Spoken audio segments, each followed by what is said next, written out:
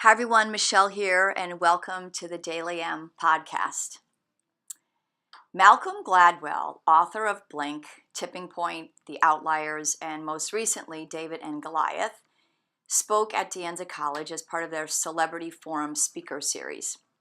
I was super excited to attend as my friend Jeff invited me, as Gladwell's books have made a huge impression on me and all of his perspectives on human behavior, and I just couldn't wait to hear him talk live. If you've been to De Anza College campus, you know that the Flint Center is not only beautiful, but it's huge. It was a great experience to participate in, as this venue has apparently been going on since 1968, with their most notable speakers being Margaret Thatcher, Henry Kissinger, Truman Capote, and the one I loved the most was Bob Hope. Malcolm, though, was funny, sharp-pointed, as he chose to share a story about a woman named Alva for most of the hour and 45 minutes that he spoke. Malcolm revealed the most amazing details about this woman, who many of us don't know as being the power behind women's right to vote.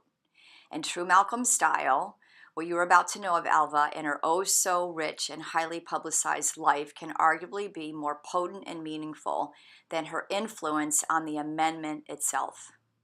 Malcolm started out his speech by pointedly saying that this was a story worthy of sharing about a woman who is really an unsung hero.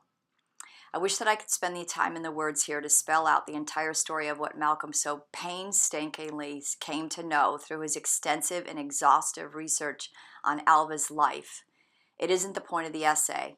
It isn't the point of this podcast. But here it is. What seemed to be vindictive, vulgar, narcissistic, and downright mean was actually protection, nurturance, selflessness, and heroism, as Alva gave up her life so others might have theirs. Malcolm writes for The New Yorker, which is how he started his career, so his storytelling is as enthralling as his writing.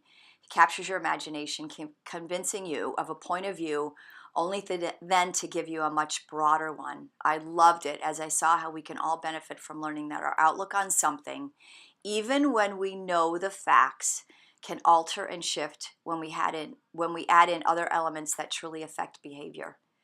Malcolm noted that Alva was characterized as a rebel, but was she really?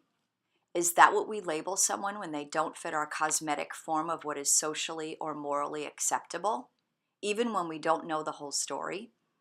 It's my style to ponder observations like these, as I believe we grow when we open up and challenge ourselves to truly look at many differing perspectives. And isn't that the backbone of how we can really come to love one another? Malcolm's story was wonderful, but what was even more excellent was the numerous questions he fielded from the audience and how he responded. It was the real Malcolm Gladwell showing up. He was so present to his answers, having to stop and think, take a sip of water, hold himself accountable to a comment that he just made, that you experienced his perspectives, and even some that could be labeled as rebellious. No script here, just raw Malcolm as we were feeling the devotion of his life to unusual insights on out-of-the-norm topics. And his views have become so important that he's been named Time magazine as one of the top 100 most influential people. I'm not sure Malcolm meant to expand on rebellious behavior, because he appeared to end his story and enlist in the audience questions, but he is so alive and rapid-thoughted insight that I bet the vibe of Alva's life, which he had just spent an hour or more reliving, spurred on his sharing of research that's been done recently in New York University. What they now know about what causes a person or group or a nation to rebel. Malcolm stated that rebellious behavior was thought to arise from a more of a cost-benefit analysis, meaning if the benefit or reward of rebelling was higher than the cost of the action, then rebellious nature ensued. But over the years, if you look at certain examples of rebellious action, and there are many today, the cost far outweighed the benefit, but people still rebelled. So now the research shows this. Rebellious behavior occurs when three things are in jeopardy. 1, you're not being respected. 2, you don't trust the process or the person. 3, you're not being treated fairly. Going back to Alva's story, Malcolm had us nodding to each of these 3 points with regard to her own life and how her personal experience of rebellion became the very skills needed to rebel for the women's right to vote. Women were not being treated fairly, 1. Women were not respected, 2.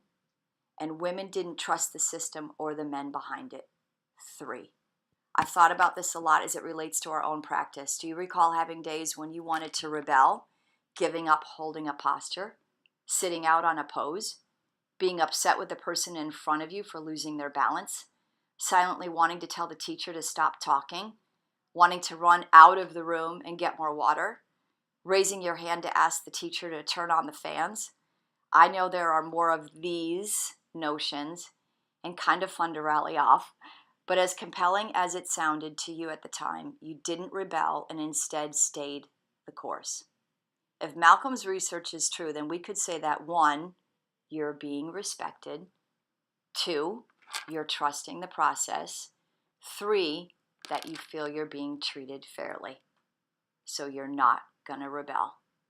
If I can carry this thought further, Mr. Gladwell, born from this self-control, our practice requires a lot of that skill. It doesn't really flex without some muscle behind it. And the muscle here is being in an atmosphere of respect, trustworthiness, and fairness. Self-control is what really is the glue that keeps the integrity. I'm not going to kick out and standing head to knee because my knee is bent. And integrity assists in being authentic, and authenticity leads to living a very satisfying life that he called yours. Malcolm had some oh so cute things to share about his family, especially his father and his life growing up. He recalls playing board games with his family and being so frustrated using the instructions and trying to learn how to play the game. The directions and drawn out diagrams lacked the most important piece, the point of the game. This might have been an off-the-cuff remark seated in the story he was embellishing about his dad, but I was hung up on this point and didn't really pay attention to the point he had in mind. What's the point? Isn't this so simple and so often missed? I went about my next few days asking myself that question throughout the day and just about everything I did. What's the point? It was amazing how powerful and purposeful my day felt as a result of being able to answer or not answer that question. Try it. One thing you'll find for sure, members, is that your practice, like being fair, being respected, and trustworthy, always carries a point. The point of the pose, the point of no water, the point of the environment, the point of the sequence, the point of the teaching style, the point of the breath. Perhaps one day Malcolm can come to a yoga class such as ours and do a study of his kind that mirrors all other studies, with a book outlining his impressive revelations coming from story after story happening in our hot room. He'd have to elevate his analysis, as so much of the findings that he wonderfully documents is already found and lived in your very practice. So here's my point. If Malcolm Gladwell is considered Time Magazine's top 100 most influential people, then so are you.